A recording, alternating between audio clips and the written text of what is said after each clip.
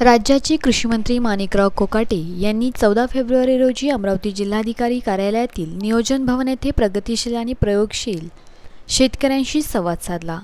नियोजन भवन येथे कृषी विभागाच्या वतीने आयोजित परिसंवाद त्यांनी शेतकऱ्यांच्या समस्या जाणून घेतल्या आणि त्यावर उपाययोजना सुचवल्या। या संवादादरम्यान कडधान्य, औषधी वनस्पती, संत्रा, मोसंबी, सोयाबीन, हळद, मिरची, केळी, पपई, कापूस आणि बीज उत्पादन करणाऱ्या शेतकऱ्यांसह कृषी क्षेत्रातील तज्ज्ञ आणि अधिकाऱ्यांनी सहभाग घेतला।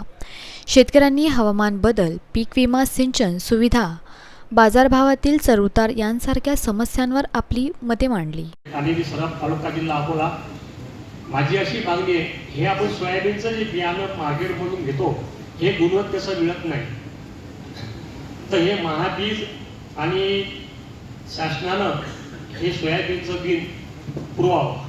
कारण काय, गुणवत्तेचं बियाणे भेटली, जर गुणवत्तेचं बियाणं जर टाकलं तर आपल्याला फक्त 21 किलो बियाणं पाहिजे, हे 30 आणि 35 किलो बियाणं टाकणं म्हणजे यात सरळ सरळ शेतकऱ्याची पिळून होऊन राहिली।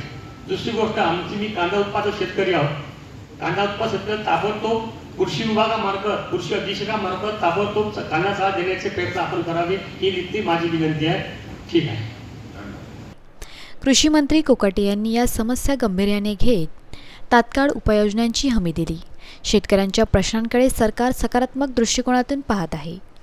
पिकांच्या हमीभावात निर्णय घेतले जाईल, तसेच शेतकऱ्यांसाठी आधुनिक तंत्रज्ञान उपलब्ध करून दिले जाईल, असेही ते म्हणाले।